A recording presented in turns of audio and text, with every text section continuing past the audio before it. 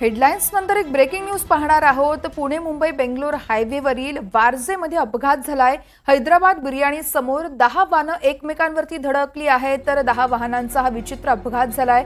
मोठ्या प्रमाणात वाहतूक कोंडी देखील झाली आहे। सुदैवाने यात कोणतीही जीवितहानी झाली नाहीये, मात्र वाहनांचं मोठं नुकसान झालंय। अपघातग्रस्त वाहनं बाजूला देखील करण्यात आली आहेत। मुंबई बेंगलोर हायवेवरील वारजेमध्ये हा भीषण अपघात झालाय। हैदराबाद बिर्याणी समोर 10 वाहनं एकमेकांवरती धडकली आहेत।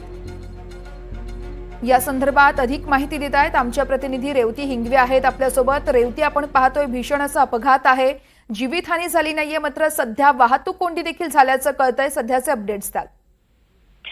नक्कीच वर्षा, आपण जसं बघितलं की मुंबई बेंगलोर हायवे वरती वारजे या परिसरात हा अपघात झालेला आहे। जवळपास 10 वाहने एकमेकांवरती आदळले आणि हैदराबाद बिर्याणी नावाचं जे हॉटेल आहे त्याच्या समोर हा अपघात झाला। मोठ्या प्रमाणात वाहतूक कोंडी झालेली आहे, परंतु पोलीस तिथे दाखल झालेले आहेत आणि वाहतूक सगळी सुरळीत करण्याचं काम देखील सुरू आहे।